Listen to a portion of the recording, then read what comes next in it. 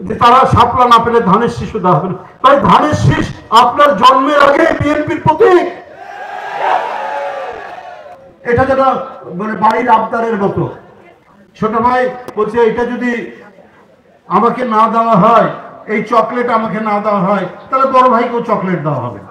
আপনাদের শাপলা না দিলে ধানের শীষ দেওয়া হবে না। এই ধরনের একটা অযাচিত বিতর্ক তৈরি করে কেন আপনারা একদিকে সময় নষ্ট, আরেকদিকে আমাদের প্রত্যেকেরই যে একটা ঐক্যবদ্ধ স্পিরিট গণতন্ত্রের, সেই স্পিরিটকে কেন আপনারা নষ্ট করছেন? শেখ হাসিনার বাড়ি ছিল না 32 নম্বরে? 32 নম্বরে আছে, সুদর্শন আছে, সব জায়গায় বাড়ি আছে, তার ভাগ্নে আছে। শুধু গণভবন লিখে 1 টাকা দিয়ে একবার গণভবন লিখেছিলেন আগের বার, আর এইবার কি করেছেন? 60 কাঠা পূর্বাচলে জায়গা কার নামে? পুতুলের নামে, তার ছেলে জয়ের নামে, তার ভাগ্নি সে আবার ইংল্যান্ডের এমপি তার নামে, তার আরেক ভাগ্নার নামে। হাই, গোটা বাংলাদেশ ছিল মনে হয় শেখের রাজত্ব, শেখ হাসিনার পৈতৃক সম্পত্তি। যেটা ভালো লাগে, যেটা আকর্ষণীয় মনে হয়, ওটাই দখল করে, ওটাই খাবলা দিয়ে ধরে। গভীর ষড়যন্ত্র চলছে।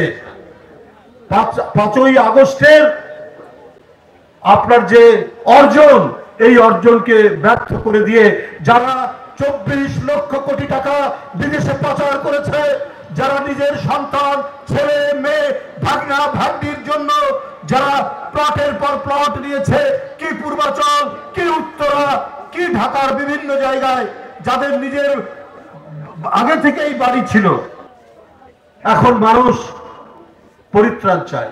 ডক্টর মোহাম্মদ ইউনূস তিনি একজন গুণীজন, আন্তর্জাতিক সম্মান বয়ে নিয়ে এসছেন।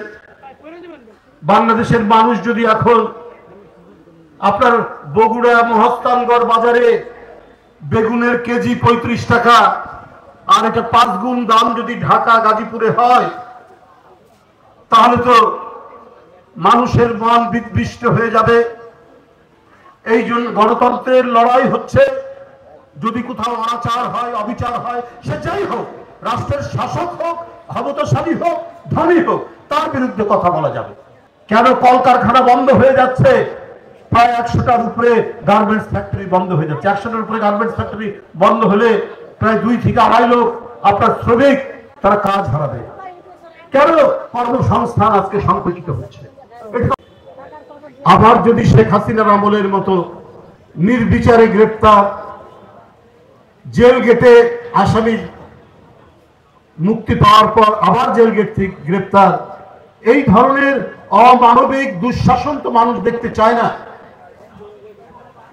জেল গেটে পুনরায় গ্রেপ্তার হচ্ছে না, কিন্তু নির্বিচারে তো কিছু গ্রেপ্তার আমরা দেখতে পাচ্ছি। যে প্রকৃত অপরাধী সেই গ্রেপ্তার হবে, যার বিরুদ্ধে মামলা আছে সেই গ্রেপ্তার হবে। আজকে দোসররা অনেক টাকা নিয়ে আপনার আমাদের এই সমাজের মধ্যে তারা বসে আছে, মাঝে মাঝে এই মাথা তোলার চেষ্টা করে, ফিচিক করে একটা আপনার কি বলে ঝটিকা মিছিল দিচ্ছে এবং নানা সংঘাত নাশকতার মধ্যে জড়িত আছে। অন্তর্বর্তী সরকার তো নিরপেক্ষ সরকার, সব দল সমর্থন করেছে। বিএনপি সহ অন্যান্য রাজনৈতিক দল একে অপরের মধ্যে আমাদের নানা বিষয়ে মত পার্থক্য থাকলেও অন্তর্বর্তীকালীন সরকারকে প্রত্যেকেই সমর্থন দেওয়া হচ্ছে।